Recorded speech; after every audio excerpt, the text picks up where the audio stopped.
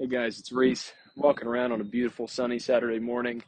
It's pretty early, and I got some geese talking in the background, so if you hear them, just excuse that, please. But I wanted to go over a story I think is pretty important, and I'll call this 2 a.m. mentality. And there's a lot of guys that are just getting their businesses started, or they're in those early days. It might be the first 6 months, it might be the first year, or you might have just hit a rough spot 5 years down the road or 10 years down the road. It can be really at any spot. But I'll reference a time in my life where I had my first real work truck, and it was a F-250. It was a gasser, 8-foot bed, extended cab, two-wheel drive, and I had just sold all of my maintenance accounts from cutting grass, and I rented equipment for a while, but I bought my first machine, which was a Takeuchi TL10. It was about a 10 or 12,000 pound machine, depending on what I had on it at the time. And I had a dump trailer that I owned in cash, but payment on the truck, payment on the machine. I had a payment on the office space I was at. I was paying for marketing at the time, and there was a handful of other things that I was purchasing and putting everything I had back into the business that I could.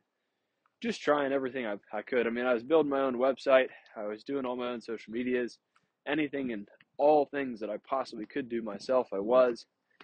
And obviously answering the phone, doing all the estimates, running operations. And for those that are at that space right now, you know that there's not a hourly rate you can clock in every week and go home at 5 o'clock and get to work at 7. You have to do whatever it takes.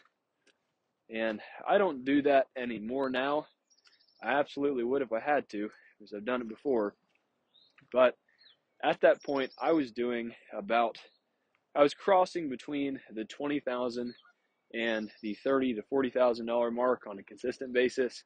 I had touched those places before, but I was really starting to consistently do some good volume, enough to offset the amount of overhead I had. But I was still running on a shoestring budget with a 1-inch thick chain from an overhead standpoint in the shape of a noose that I walked into the office every day and took a look at, metaphorically. But I had to do whatever it took. And I think there's a principle about 212 degrees where water boils at that point, and there's so many people that are operating at 200 degrees, 210 degrees, 180 degrees, and I think everybody starts it that way. Nobody just starts at the right temperature, but at 212 when it boils, you can power a locomotive. You can power a lot of things with the steam that comes off of that. But short of that, you really can't do anything with it. It's just hot water. And I think when you're at the point where you're just at hot water, it can seem really depressing that nothing's really moving. There's never any money left over at the end of the day. You've got vendors paying, you've got the marketing person paying, you've got the office rep paying, you've got all the machine payments that are looking down at you at the end of the day. And if you're in a growth mindset and you're looking to get larger and you're looking to go past those points and cross over into the realm where you have money that's getting thrown off at the end of the day, you've got room to spare, you've got money to reinvest. More importantly, you've got money to take home at the end of the day to show everybody and show yourself and take care of yourself. But when you're in that position, it might seem dark. For me, it definitely was. But I want to call this Talk the 2 a.m. mentality because at the time when I bought my first machine, the TL10, and I had the dump trailer, it was about a 16,000 pound load when I was driving around with it, especially if there was no dirt or there was no material or whatever in the truck or the trailer. And this thing was a gasser. Like I said, it's two-wheel drive. It's not a dually, not four-wheel drive, and it certainly wasn't a diesel or rated to pull what I was pulling. And I had a trailer brake controller on it, and the trailer that I had really didn't have that great of brakes. And so, being honest, it was very dangerous pulling that thing around. And hindsight being 2020, if I could go back, I'd reach down from the clouds and I'd wring my neck out for doing that, as most experienced people would, looking back on it. But that was what I had. It was the choice that I made, and I was so afraid to pull that thing or have any of my guys pull it. Oftentimes, I'd be working late anyways at 8 or 9 or 10, 11 o'clock. And to get ahead, I would just move the machine at 1 or 2 o'clock in the morning. So I'd just work all day into the night. And then when the time came to move the machine, I'd let my customers know that we had a late night pickup coming. They said, okay. And I'd get in the truck and run around, and for the purpose of, there was no traffic on the road. So my logic was that, okay, I've got this way overloaded trailer that's dangerous. I've been in situations where you hit a patch of pine straw going up a hill and you just get drugged back down the hill. Thank God there are no cars. But stuff like that where there's a light rain, after it hadn't rained a little while, there's a little oil on the road. You try to stop going 10 miles an hour, it just skids 5 feet, the whole setup.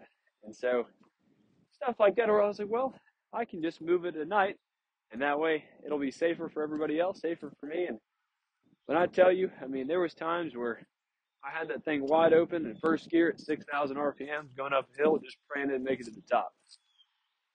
And I'm not saying that's right or wrong. I think it's wrong, but it's what I had to do, and that's what I did to keep things moving. And on top of that, if I can move the equipment at night and my guys didn't have to do it first thing in the morning, that was one less thing that I had to worry about the next day. And all of those little edges compound over time. And I think that's the kind of thing that'll push you over the line to the boiling point where your business can scale. I don't think everybody should do that. If you're in that position, for goodness sakes, please don't do that. It's incredibly dangerous, but there are things that you're going to have to do that might seem ridiculous, that might seem out of the ordinary. And if you look at a larger company or somebody that's more established and they're not doing that, there's a reason they're not doing that. It's because they got past those kinds of points. And I know people that have done it the slow and steady way, and there's nothing wrong with that. But there's a lot of guys that are listening to this that have a growth mindset and a growth mentality that want to get their business to the next level as soon as humanly possible. And what I will say is manage your margins, manage your money, make sure you're keeping your eyes on those kinds of things.